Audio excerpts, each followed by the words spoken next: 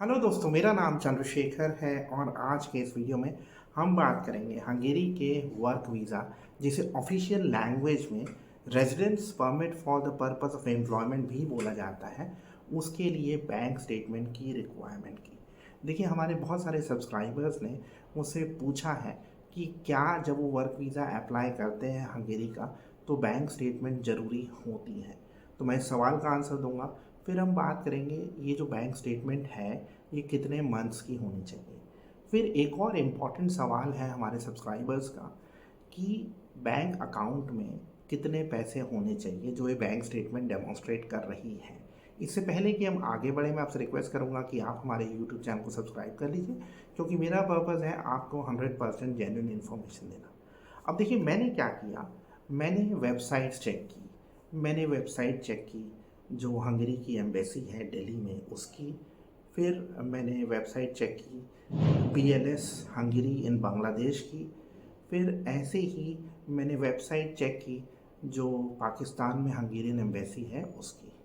तो मैंने सब जगह ये देखा कि जब आप हंगेरी का वर्क वीज़ा या residence permit for the purpose of employment apply करते हैं तो आपको 6 मंथ्स की बैंक स्टेटमेंट चाहिए।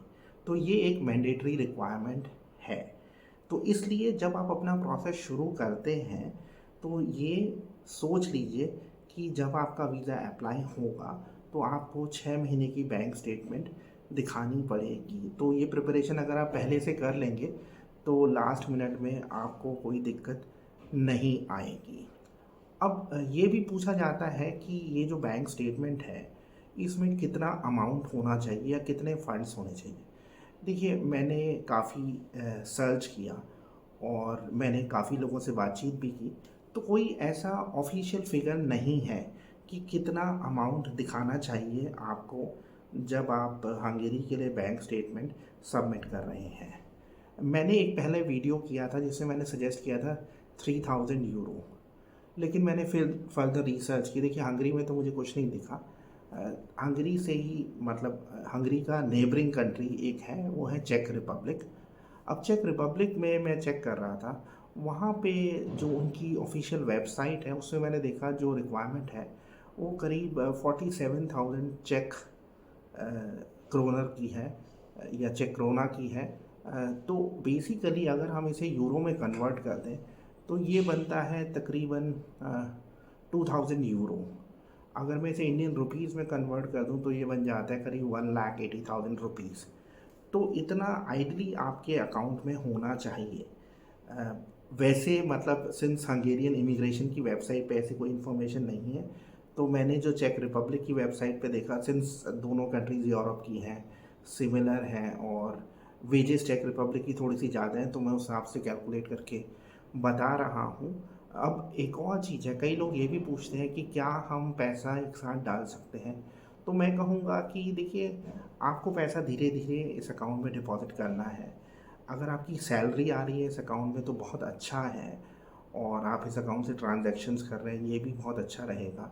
और अगर आपको कुछ पैसा डिपॉज़िट भी करना है तो मैं कहूँगा कि ये आप ना लास्ट के 30 डेज़ से पहले ही कर लीजिए। मतलब ये नहीं हो कि आपने जो अपनी स्टेटमेंट निकाली है उससे 2 दिन पहले पैसा जमा किया। आइडियली स्टेटमेंट निकालने से करीब 4 हफ्ते पहले आपको जो भी डिपॉज़िट्स हैं वो कर देने चाहिए, जो भी बड़े डिपॉज़िट्स हों। जो नेचुरली पैसा आ रहा है, सपोज़ करिए आपकी सैलरी आ रही है, कुछ और आया है जिसको आप जस्टिफ़ाई कर सकते हैं, तो वो ठीक है। अदरवाइज़ लास्ट मिनट पे मैं कहूँगा कि आपको पैसे एक साथ बड़ा अमाउंट नहीं जमा करना है। तो आप अगर हंगेरी के वर्क वीज़ा का प्रोसेस शुरू करने वाले हैं या अप्लाई करने वाले हैं तो ये 6 मंथ्स की बैंक स्टेटमेंट प्रिपेयर कर लीजिए। अगर आपके कोई सवाल हैं इस बारे में तो आप मुझसे पूछ सकते हैं। आज के वीडियो में इतना ही। Thank you very much.